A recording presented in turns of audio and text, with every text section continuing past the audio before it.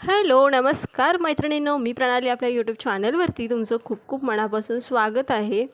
तर आज मी तुम्हाला सांगणार आहे की जेव्हा नवीन सुरुवात होती त्या टायमाला मी माझ्या ब्लाऊजांची स्पीड कशा पद्धतीने म्हणजे वाढवली. आणि जेव्हा नवीन होती, जेव्हा मी शिवण क्लास शिकली होती, त्याच्यानंतर माझे काय स्पीड होता, म्हणजे एका दिवसामध्ये माझं ब्लाऊज किती होत होतं ते मी तुम्हाला सांगणार आहे. तर सुरुवातीच्या टायमामध्ये तर आपल्याला किती ब्लाऊज कंप्लीट होतील ह्याच्यापेक्षा आपलं काम कसं आहे, किंवा मेजरमेंट ब्लाऊज किंवा प्रॉपर मेजरमेंट येतं आहे का ब्लाऊजला, किंवा कस्टमरला कसं आवडतं आहे, किंवा असे भरपूर सगळे म्हणजे आपल्याकडे चेस्टचे साईज असतात 28 ते 44, किंवा कमीही असू शकतात जास्तही असू शकतात. कस्टमरवर डिपेंडेड आहे त्या गोष्टी. तर पण ह्या गोष्टीचं जास्त मॅटर करतं की आपण आपली ब्लाऊज कस्टमरला बसतात का, किंवा कस्टमरचा चांगला फीडबॅक येतो आहे का, ह्या गोष्टी सुरुवातीला बघणं गरजेचं आहे. त्याच्यानंतर आपण आपल्या कामाचा स्पीड वाढवायचा, की माझ्या कामाचा स्पीड एवढा की मला एका दिवसाला म्हणजे जर समजा आपण कंटिन्यू प्रॅक्टिस करत असू समजा, तर तुमचं कामाचा स्पीड आपणच वाढणार आहे. पण तुम्ही फक्त असा विचार केला की मी आता शिवण क्लास शिकली तर मला आता लगेच माझा इन्कम जनरेट व्हायला पाहिजे, तर असं नसतं. कारण की स्टिचिंग लाईन अशी आहे की म्हणजे आपण ब्लाऊजांची की त्याला खूप टाईम लागतो आपल्या कामाचं फिनिशिंग यायला आणि आपलं काम लोकांना आवडायला. आणि माझा एक म्हणजे अनुभव आहे, जेव्हापासून मी शिवण क्लास झाल्याच्यानंतर जेव्हापासून मी बाहेरच्या लोकांची जेव्हापासून ब्लाऊज घ्यायला लागले, असा एकही दिवस झाला नाही की मी ब्लाऊज स्टिच केला नाही आहे. म्हणजे मला असं कस्टमरची वाट बघावी लागली असं कधी झालेलं नाही आहे. एक काम नाही होत तोपर्यंत दुसरं काम येऊन पडायचं. तर ह्याचं रिझन असंच होतं की मी माझं जे काही इन्कमवरती लक्ष न देता माझ्या क्वालिटीकडे लक्ष देत गेले.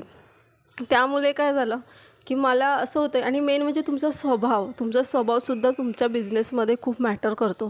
जर तुम्ही एखादा कस्टमर समजा चिडका असेल, एखादी लेडीज जर चिडणारी असेल किंवा रागवणारी असेल, तिला परफेक्टच लागतं, त्यावेळेला तुमची चूक नसूनसुद्धा जर ती तुमच्यावरती चिडत असेल तर तुम्ही त्याच्यावरती रिॲक्ट नाही व्हायचं.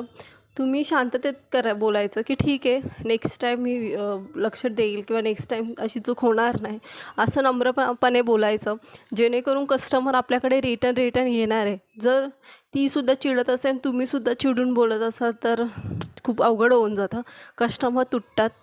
जिथं पाहिजे तिथं बोललं पाहिजे, जिथं गरज नाही आहे तिथं एनर्जी वेस्ट करून काहीच उपयोग नाही आहे. तर माझंही सेम तसंच. तर मेन मुद्द्यावरती येऊया की जेव्हा नवीन होते त्यावेळेला माझा ब्लाऊज किती व्हायचा. तर पहिल्या सुरुवातीला आपण खूप विचार करतो, पेपर पॅटर्न काढतो, पेपर पॅटर्न नंतर अस्तरवरती ठेवतो की माझा बरोबर येईल का, ह्या कन्फ्युजनमध्ये असतो. तर नवीनमध्ये सगळ्यांचंच होतं, तसं माझंही होत होतं. तर पहिल्या दिवशी माझा फक्त ब्लाऊज कट आणि फ्रंट साईडचा झाला तर व्हायचा, नाहीतर मी दुसऱ्या दिवशीवरती ठेवायची. तर दुसऱ्या दिवशीमध्ये समजा फ्रंट साईडचा झाला तर तिसऱ्या दिवशी बॅक आणि तो कंप्लीट होऊन जायचा. म्हणजे 2 ते 3 दिवस एका ब्लाऊजला लागायचे. नंतर एक्सपिरियन्स होत गेला तसं मग एका दिवसाला एक ब्लाऊज होत गेला. नंतर जसं एक्सपिरियन्स अजून वाढत गेला तर एका दिवसाला 2-3 असे व्हायला लागले. आता साधारणतः माझे 4 ते 5पर्यंत होतात जर कंटिन्यू बसलं तर. कारण की त्यालासुद्धा खूप मेहनत लागते. काहीकांना वाटतं की हे काम खूप सोपं आहे, पण असं नाही आहे. फक्त मशीन चालवणं किंवा मशीनवरती बसणं इतकंच नसतं, त्यालासुद्धा खूप डोकं लावून करावं लागतं.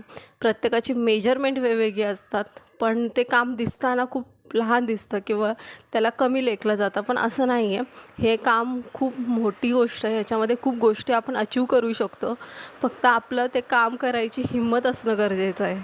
तर एवढाच टॉपिक होता. तर असेच नवनवीन व्हिडिओ पाहण्यासाठी आपल्या चॅनलला सबस्क्राईब करून ठेवा. धन्यवाद.